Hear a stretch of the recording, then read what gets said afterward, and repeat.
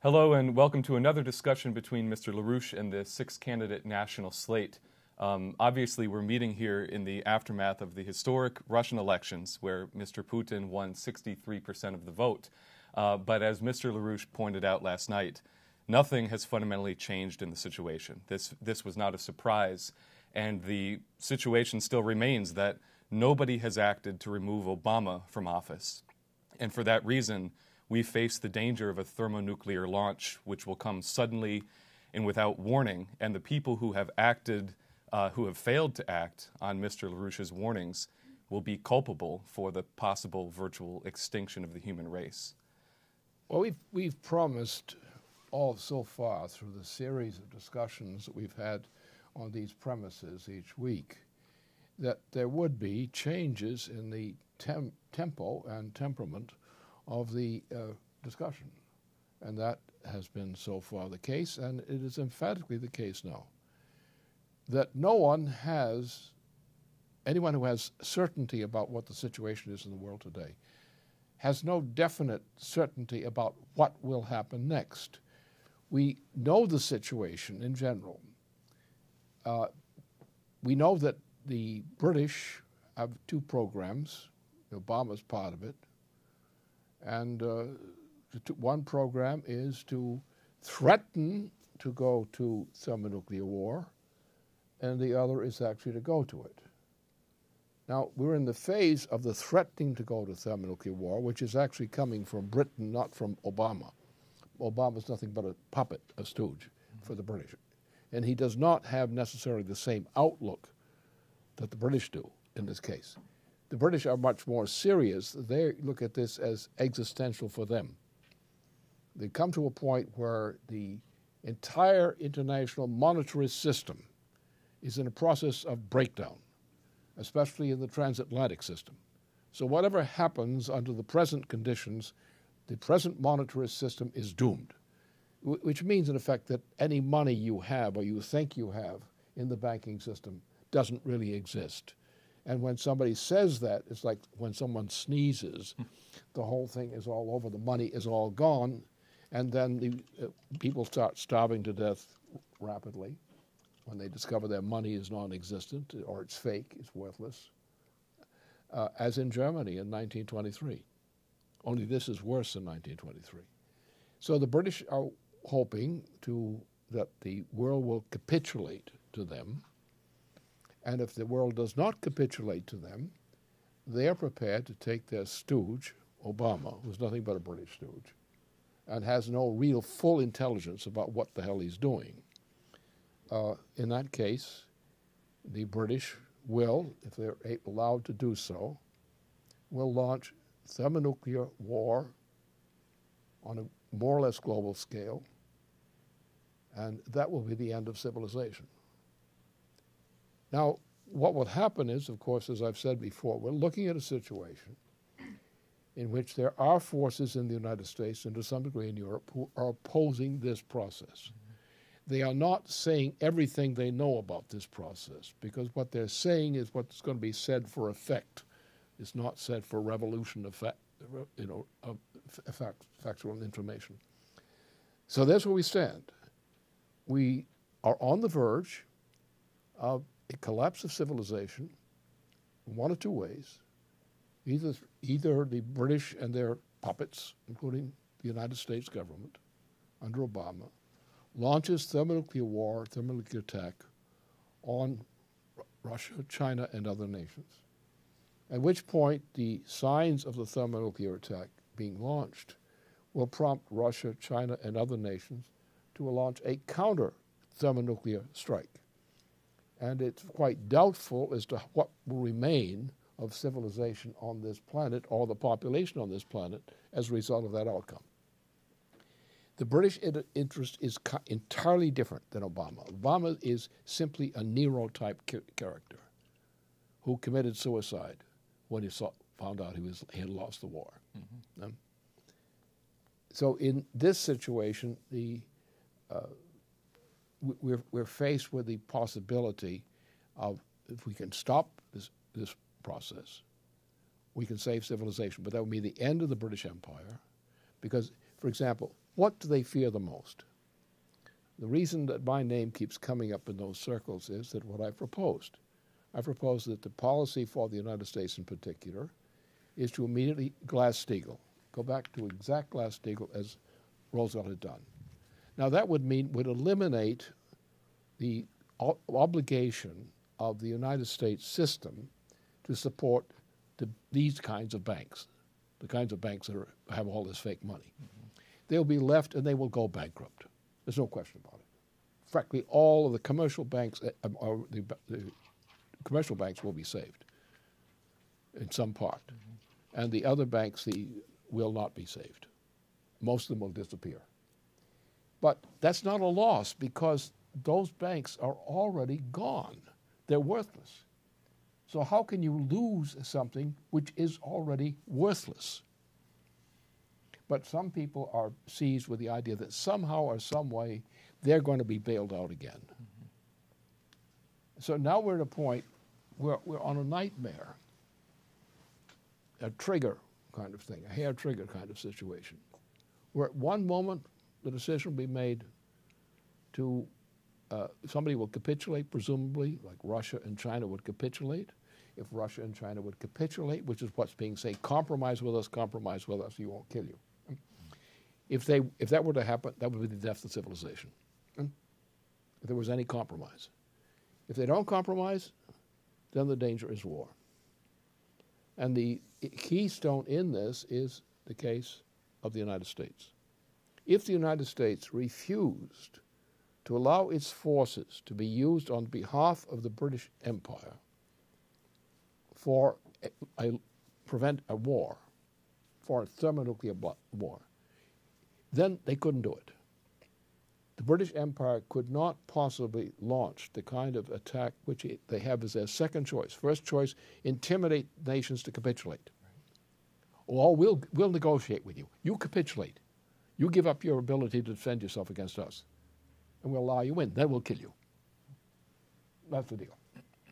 If they don't and the British don't have the support of the United States, they cannot launch this kind of war. So it's the cowards, or worse, who say capitulate to the demands of Britain and Obama, who's nothing but the puppet of Britain. And that's where the issue lies. Now this is going to result in, immediately, as we've seen some signs in Germany, for example, and elsewhere, there's a sudden change in the political scene as the sense goes out that we're on the verge of thermonuclear war, which now involves the Israeli threat by Netanyahu, not by the Israeli government otherwise, but by Netanyahu and company.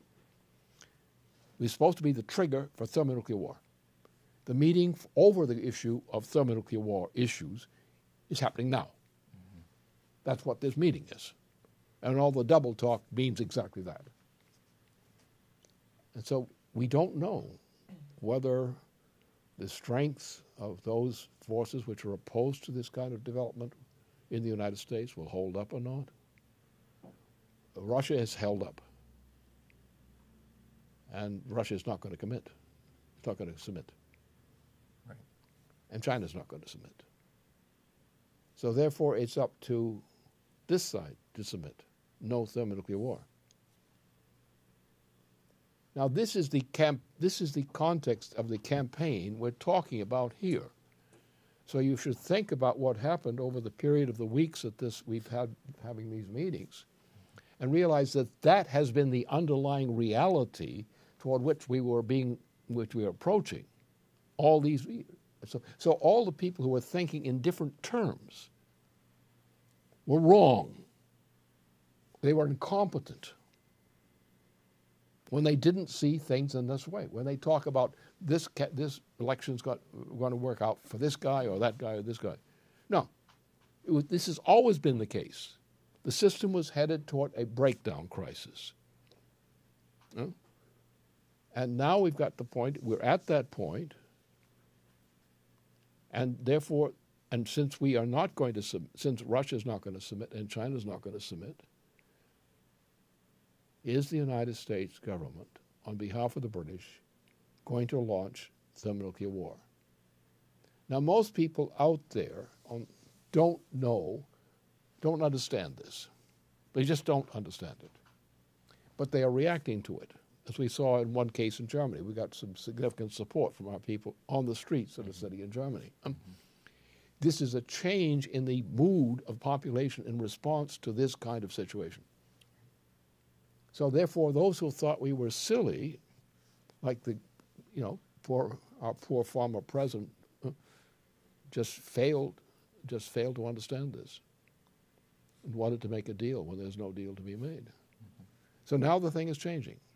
Those who thought they had the case situated don't have it situated anymore. We don't know exactly what's going to happen. I know what can happen and what the parameters are of the choice that will be made. I do not know what, at the last minute, certain forces are going to do. No one knows, not even those forces, because they don't really know what the other's going to do. So we're sitting in a situation where we're just as important in the immediate future. Our small organization, our small campaign committee, is just as important and probably more important than either the Republican Party generally, which is a mess, or the Democratic Party. They are the ones who are not real. We recognize, or should recognize, what the limitations are of our foresight. Their conception of foresight is totally wrong. If you're following what Bill Clinton decided to do, you're wrong. You're being stupid. If you're one of the Republican four creeps we got over there, you're worse than stupid. You're disgusting. Yeah. And we are in a situation where we're in the catbird seat. We're the ones who can see what's happening, who have seen what's coming on. People just didn't want to believe it. They said, oh, you're a small organization. You won't have any influence. We probably have more influence than these large parties. But even we who know this can't tell you exactly what's going to happen because we're on a hairspring. Yeah? And either way, it can go. Either way. Either the United States decides not to do this, Obama is brought under check in some way, or we're going to hell. That's quite a campaign slogan. That's the truth.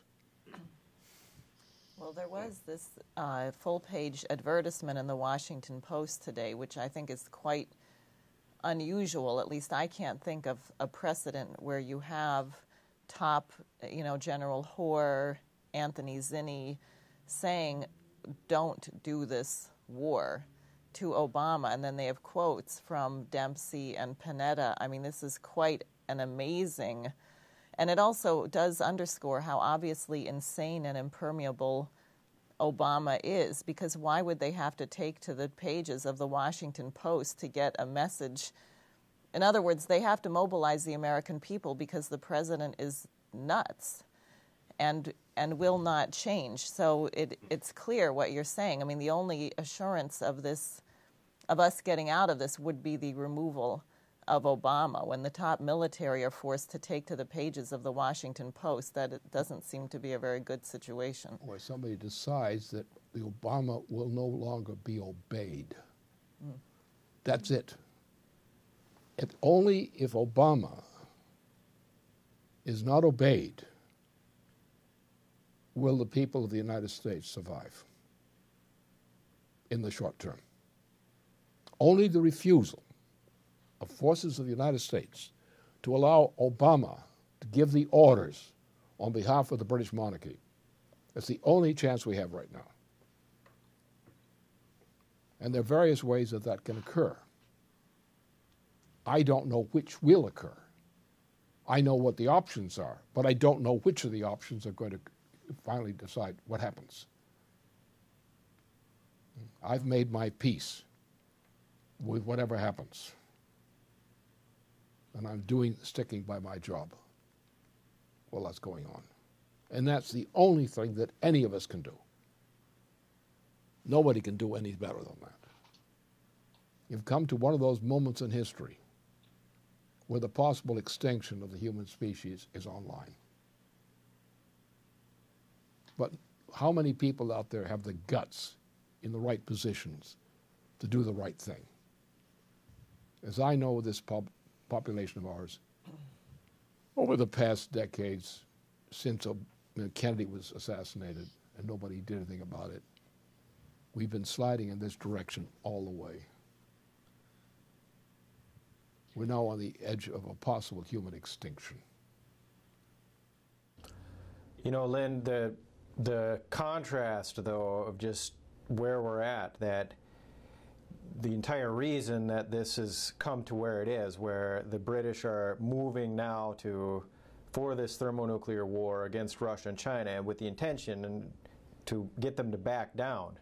And of course, what is it that they want them to back down from? It's all of the kind of economic and the projects on space exploration, nuclear power, railroads, the extension specifically around your projects that we've been fighting for decades now. The Strategic Defense Initiative, what the Russians are calling the Strategic Defense of the Earth, the extension of the railroad from Yakutsk to the Bering Straits to hook up there, the whole question of the Arctic development.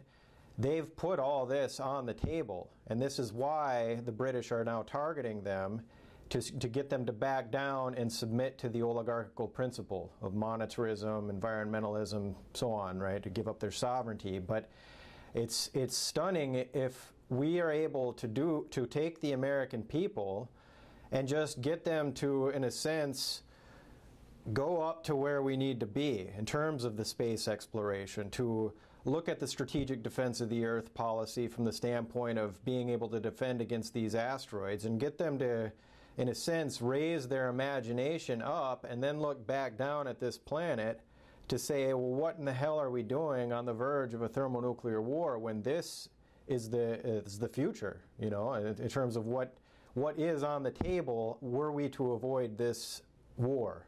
You have to adjust your argument there, because there's a deeper aspect of this whole business, which is governing. The problem is, as far as we know our history, we know the biological history of the human species better than we know the political history of the human species, because we don't have an actual record of what people actually said to each other or thought to each other during earlier periods. So we have a certain period of human history that we know. Now, what we know is this, and you can't put this on the stage of these are the issues and this is what's going to happen. No, it's much deeper.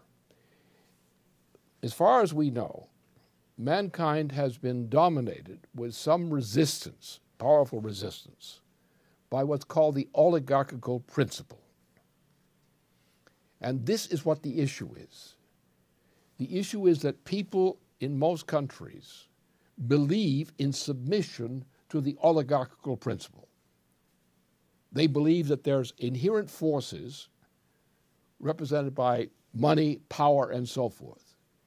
And there's a class of people who represent that, like the Roman Empire, the Byzantine Empire, the Crusader system, the British system. What the fight is all about is whereas on the one hand, the human species and living species generally are vectored in a progressive manner. Only doomed species do what the human species is doing under the oligarchical system. Huh? And this is what we're dealing with, all these Wednesday sessions we're now having. Huh? This is the thing to look at. Look at those scientific issues which we're discussing every Wednesday in detail. That is the key to understanding the political and strategic situation.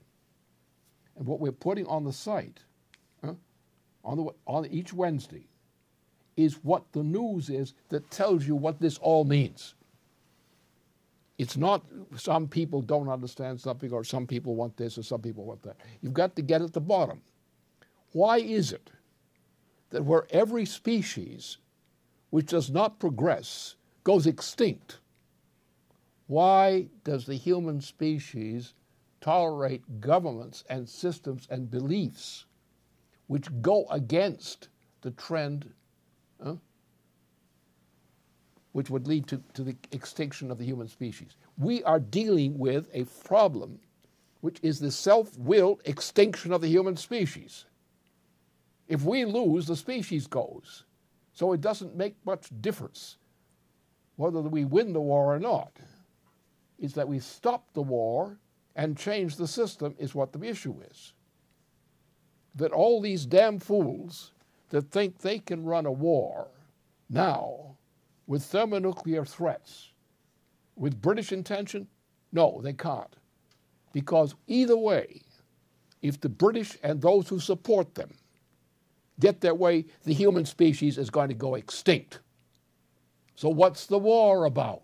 How can you win a war which you are going to lose if you play it by those rules? That's what the issue is. And it's mankind's stupidity, the stupidity of our people, the stupidity of the education we administer in our school system, the stupidity of our universities, which teach doctrines which teach you this. Green, for example. What's the greatest single threat to the human species today? Green, the green policy, the greenies.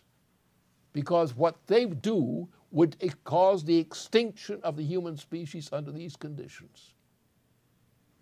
Your local greenie is your best choice, most convenient choice of enemy to deal with. So let's not try to look this in so-called formal political terms. You have to look at this in existential terms. Mankind has been always going through these agonies of periods of mass destruction. Now we take mankind and take the will of mankind today and say, what are the weapons of mass destruction today? Let's go back to the Roman Empire. Well, they marched a lot, they did a lot of things, killed a lot of people, but when they collapsed, another system came in of the same type, the Byzantine Empire. And the Byzantine Empire disintegrated for the same reason. And all these times, the methods of warfare became more intense and more effective and more destructive. Mm-hmm. So what you're looking at is a process of mankind, of a willful choice of motion toward self-destruction. And when the time comes that the weapons are mass famine throughout the planet, including thermonuclear warfare, and thermonuclear warfare represents a set of tools which, when used by powerful nations in concert and in conflict, mankind has a very slim chance of surviving. So the problem you're up against is not flesh and blood. It's expressed in the form of flesh and blood. But it's not flesh and blood. It's in terms of a principle. Does mankind accept progress? Scientific-driven progress. Does it mean going back to space exploration? What about all the damn fools that aren't fighting for the space program anymore? They are murdering the United States by their refusal to defend the space program.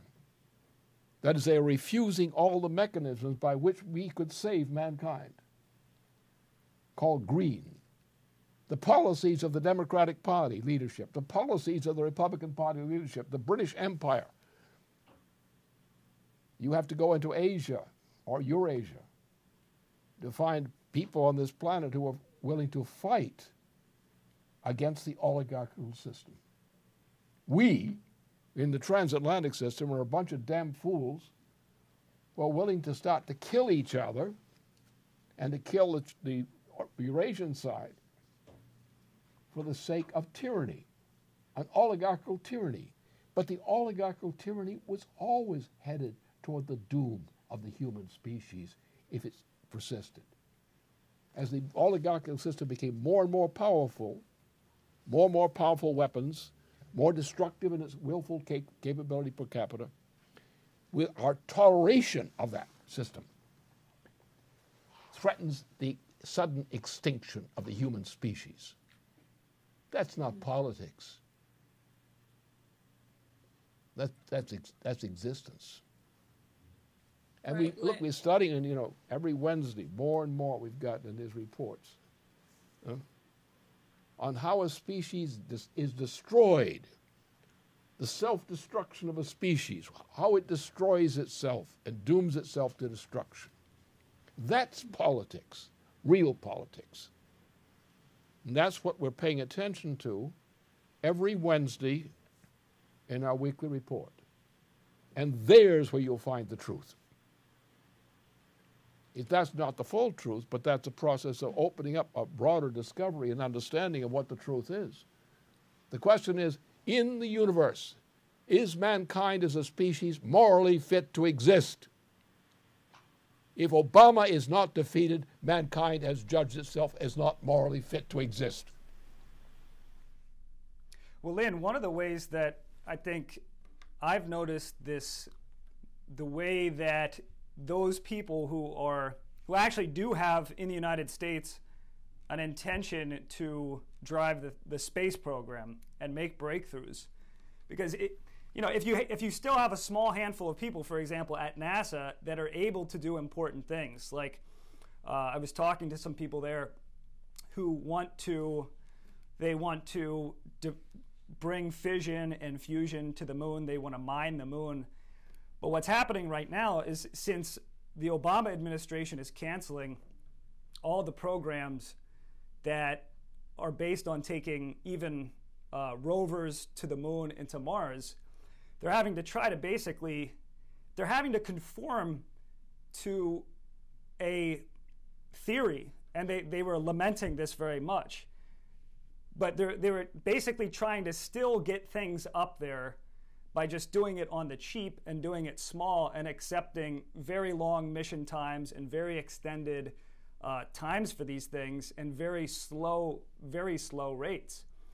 And so anyone who's trying to work within that right now, like to work within a NASA mission that still includes going to other planets and doing things on other planets, is, in order to be able to do anything, is having to basically accept almost getting absolutely nothing done. And you can just see the way in which the whole system destroys the creativity of the people involved in it in this country. Yeah, but the problem is, even those people don't have the guts to face the truth of the matter. The truth of the matter is not slow progress. That's never been the case. The truth has been that mankind by nature, as a species, tends to move in an entirely different direction than politics tends to move. Huh? You're dealing with a system where the human being is hated by something in the universe. So therefore it tries to keep the something under control. And then it gets to the point that the human species is about to break loose and actually do something, and that you get a killing of a President Kennedy. Since the killing of President Kennedy, people in the United States, the oligarchical system, moved and said, "Oh, guess who did it?" It was done by the British, who were running an operation through France and Italy, who deployed some professional assassins across the Atlantic, into Mexico, across the Mexican border, into the United States, killed the President of the United States. They were trained to kill de Gaulle, but they would use them to kill the President of the United States. Then they crossed the border in the same minutes that they fired the shots, leaving the mess for somebody to explain. There was a complete cover-up by the whole system, went along with a cover-up. What's the reason? Because morally, our ruling strata is not morally fit to survive. They will do things in a limited way, in a direction which is convenient for them. They will accept convenience. But what will they do when it comes to the showdown? When the dinosaurs decide they're going to save their system. And that's where we are. We must not kid ourselves. This is not a problem of politics as ordinarily politics. Look, the whole thing, people say politics, well, you've got to go with the majority vote. That's insanity. under these conditions. You've got to go with a non-majority vote to get the majority to move in a direction they're highly reluctant to do. Otherwise, the species is going to disappear. You've now come to the point. Mrs. Dinosaur, did you vote for Obama? Because that's where we are. If you vote for Obama, you support Obama, you are a dinosaur. And remember what happened to that wonderful species with all its inefficiencies and stupidities, you know, ponderous big feet and probably unwashed toes and something, all these things, right? And that's where we are. We are not acting as a human species. We're acting as a subhuman species. If you want Obama, you're really not a human species. And the issue is the issue, if you want to get at the point, which it makes it clear to people what the issue is, you've got to avoid all these explanations. You've got to think in terms of the mass deaths, the great kills of species which we can no longer afford to keep in this solar system. And this gets at exactly what a real war avoidance policy represents, because you're talking about a change in the thinking of the population, a change in the entire system, because a war avoidance policy is not just going out and saying we don't want the war, or to have, anti-war groups out, but it really is a point of whether or not the human species is going to make the decision that everything that they have come to accept as quote-unquote popular opinion is tossed out the window. And I think this gets at the very core and principle of your latest paper that you wrote, Principle versus Populism, and the fact that over several decades now, really since the assassination of President Kennedy and even going back further, you've had a break away from the conceptions and ideas of what people should be organized around, why we have adopted the policies that have dominated our society for the past several decades, really since the assassination of President Kennedy. And so now a war avoidance policy would get at this very question that you're speaking of. Can the human species change their method of thinking from a oligarchical slave mentality to one who is going to actually take dominion and control over the universe? You got to picture again what our Wednesday meetings are and reports are extremely important, and I think that even our own organization, that most people don't understand what underlies what we're doing in the basement operation. The history and in the basement itself is what the subject has become more and more over the past several years, is exactly this. You have a long trend in what we know as the history of the galaxy as well as the solar system. And there's a process of upward movement. And this process of upward movement always comes at the expense of destroying something which is no longer useful to the process of upward movement. So therefore, the conflict is always, and has been among human beings, is the business to try to save our power, to save our system against the threat of the system which must replace our system. In other words, we are either the adherents of progress or the adherents of established power. And established power is inherently doomed. So those who are opposed to progress are inherently doomed, and those species that refuse to resist progress are doomed together as damned fools with the rest of them. We've now come to the point where the ability to fight and to control the world's population with the destructive force of thermonuclear power is now deployable in the form it's now deployable, has brought matters to a point beyond all the great kills of oligarchical systems which have occurred in the past, to finally the last oligarchical system now goes with its neck in the guillotine. And either we take charge in continuing progress of mankind, or we take the green policy, the green directive. That green policy must be destroyed. And if we don't do it, nature will. But if we don't do it, we won't participate in the credit for doing nature's job. So this is not a political issue in the normal sense.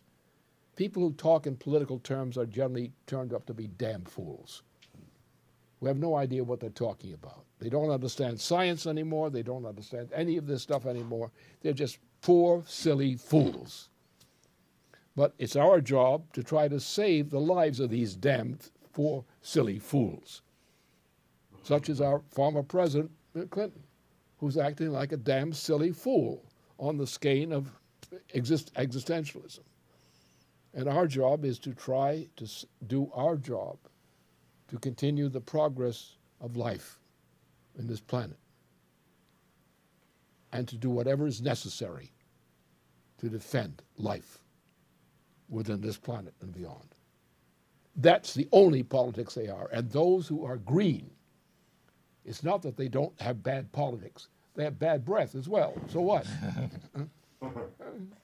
It's the fact is that if they are able to control civilization, we are all doomed because of our failure to control them. Well, in this, Go ahead, Summer. thank you. I have to say that this is definitely a bit of a breathtaking discussion. I think it's difficult. It seems like what's being raised here is that there is a way to forecast and know exactly what will end up happening in the long run. We know that we're looking at a mass extinction crisis, and we know that the kind of species type that the oligarchy represents is the kind that's going to go extinct and take human civilization with it, so long as the human population bows down to this. I think the difficulty, and this did come up yesterday in a radio show that I did, where the host asked, well, how do you make sure that the legislation that's passed is enforced? And I know that one of the accomplishments we made in this organization with the Fusion Energy Foundation was the passing of a fusion bill that the intention was to have commercial fusion power by 2000. And obviously that was 11 years ago. And the bill was passed, it was signed by Jimmy Carter at the time. But that what many people didn't understand is that you do have this hidden oligarchical principle. I don't think it's an easy conception to get across to people, and I think you know that, and we all here involved know that. But that last time we talked about this 10% of the population, and I think that 10% of the population, I assume, is the population that we've got to get to understand quickly this concept of the oligarchical principle. But obviously, the only way to get at this is something the Sky's been getting at, and you've been talking about, it's been in discussion on these Wednesday discussions, is that you can't get someone to understand this oligarchical principle at all unless they get a sense of what human creativity actually is and what this really means. Because the intent of that oligarchy is to destroy mankind's creativity. That's been the intent all along. So in some way, I don't know if we're going to develop upon this in some way, but how do we get this? What role can we play in getting this concept across to the American people? They have to understand it seems like. You have to reach people on a deeper level than we normally do. You have to have the courage to educate people, and that does take courage, because what you're doing, you're challenging people to recognize something they should recognize, which is essentially in their interest. But they're so afraid of what their neighbors are saying, or some other potency, political potency in society is saying, that they say, well, you may be right, but I've got to go along with this. And how do you do that? You challenge them. Oh, you're another thinking coward, huh? And that's the only way you can deal with them. You have to say it in some way. Well, we can't accept that. And if we go down, you're to blame. people like you are to blame. If people, all your friends and family start dying off, you're to blame. You didn't do anything about it when you could. That's the only argument that you have. When you try to find a nice argument that's not contentious, you're a coward. And your cowardice condemns you too, along with the guy who's you're trying to be nice to. Well, I think this issue of progress, you know, what the basement crew has been going through on these Wednesday calls, that you can see that that's the foundation as well for morality. In any other standard, any other conception, it just becomes what politics has become, which is simply opinion. You know, I've got this opinion, you got this opinion, and there's no real standard by which to judge. I mean, if you think of the conception of progress or die, you know, what the universe is laying out as this mandate, then you could see how something like environmentalism is evil in that sense, right? Now, but at the same time, I was just reflecting on this yesterday. I was at a town hall event.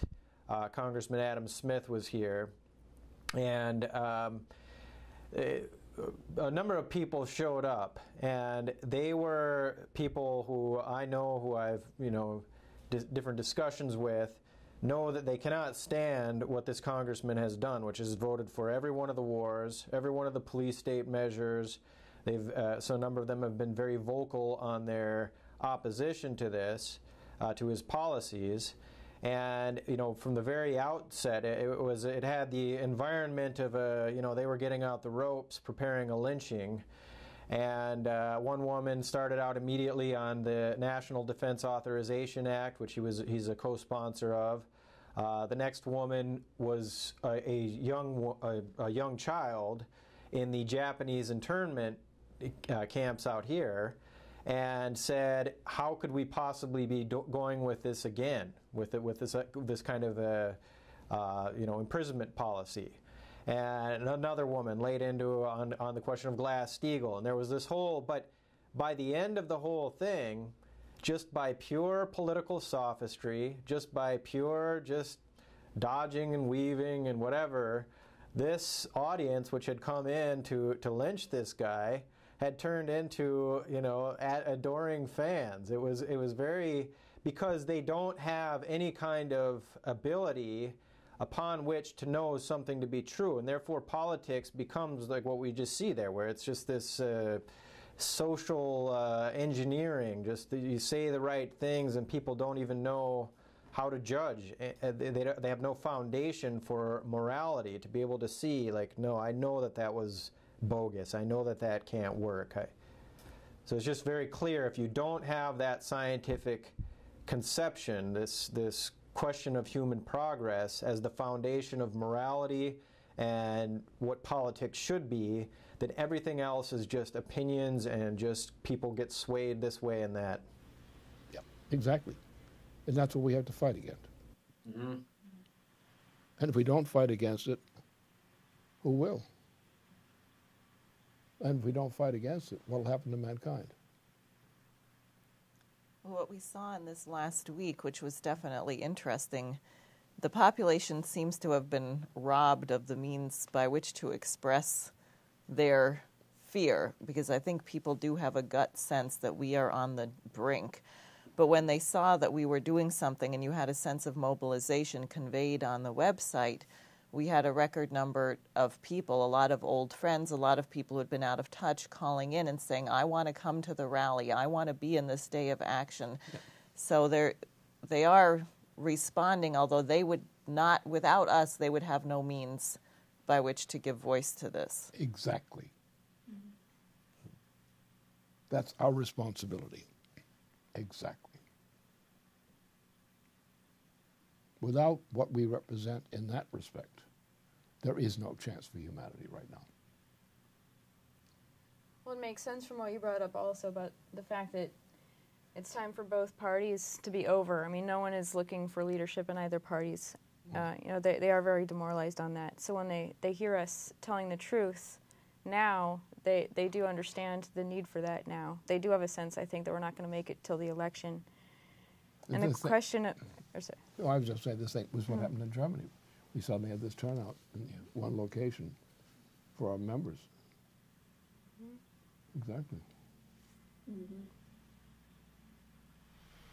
Right, and I think that also what has been made clear by the Russian elections and the election of Vladimir Putin as president of Russia really shows that this British Empire, their system is at a point of total collapse. It's finished. And the Russian people have shown that they're not going to allow for their sovereignty to be destroyed. But we also are dealing with a situation, as you said, where in recent statements, where nothing has actually changed. As long as people don't have the courage and the guts to do as we've said, to remove Obama from office through impeachment of the 25th Amendment, you're still dealing with the same crisis. You're still dealing with the situation that the British Empire is set to go for thermonuclear World War III.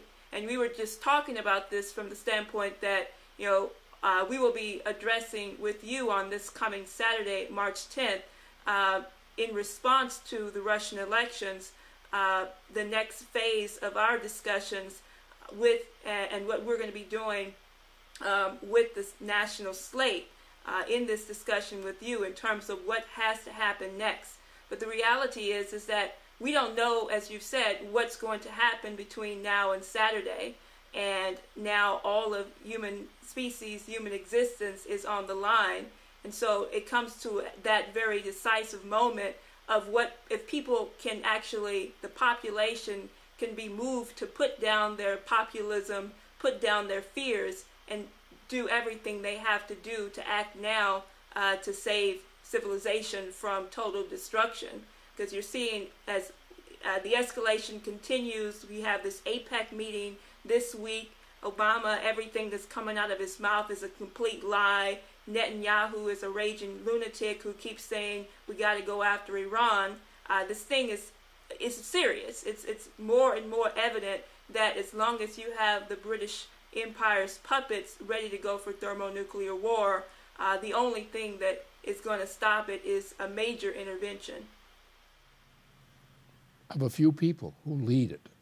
Yes. Exactly. That's the way it always works in history. Let's send Netanyahu back to be a furniture salesman in Philadelphia. He'd do better there.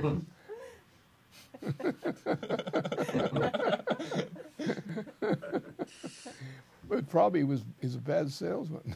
You got to give him a different job. We're counting on him being a bad salesman this time.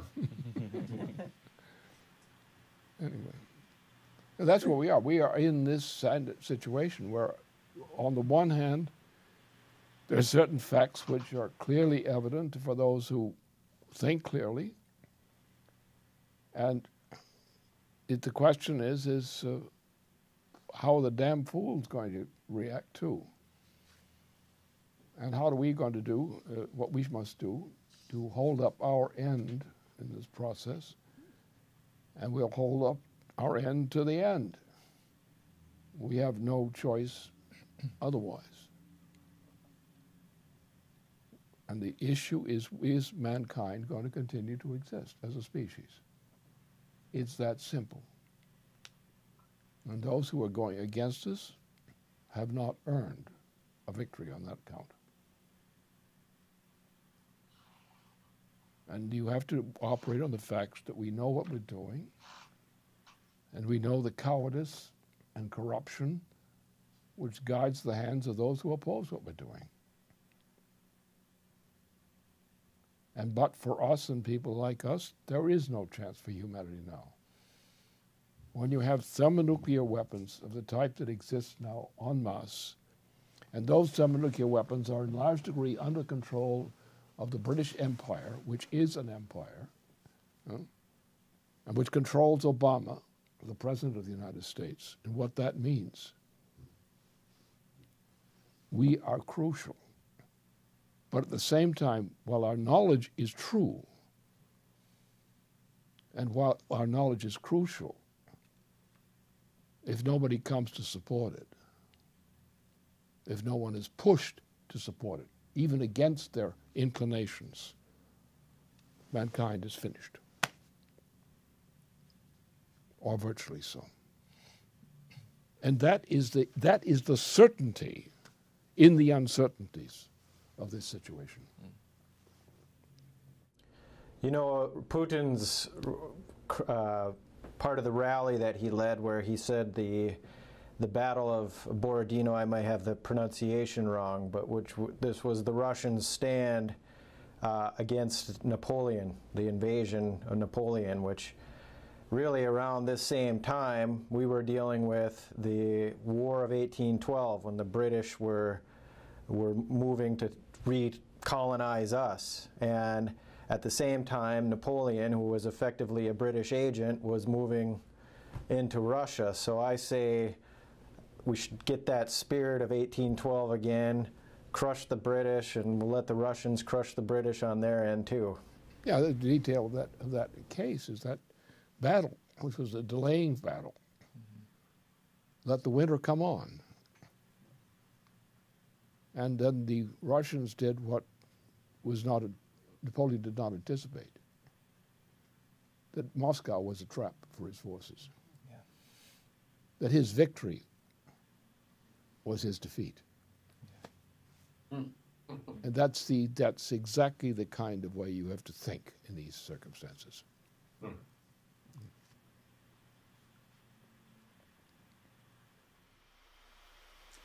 But I think you also have to have the confidence and the courage in going into these situations, and I think this is what Dave is saying, that we can win, and that mankind, the creative powers, the anti-entropic development of mankind represents the ability to understand that we can overcome the oppression of the oligarchy upon mankind, and we can actually defeat this oligarchy and win for mankind. And winning for mankind really gives you the courage to continue to go out and fight. I mean, you don't know what's going to happen, but the fact that what the future represents, the future holds, this idea that, you know, we can have the common aims for mankind and the developments of the greatest scientific progress, space exploration, Mars colonization, all of the things that we should have done a long time ago, is not to be seen as far off and out of reach, but should be seen right within our hands' reach, within our known future, that this can be accomplished. And I think that is what gives us the courage, and what gives other people the courage to know that that future is right in front of us and we can actually grab hold of it. You just keep the fight on. If you keep the fight on, you might win. If you don't fight, you'll lose.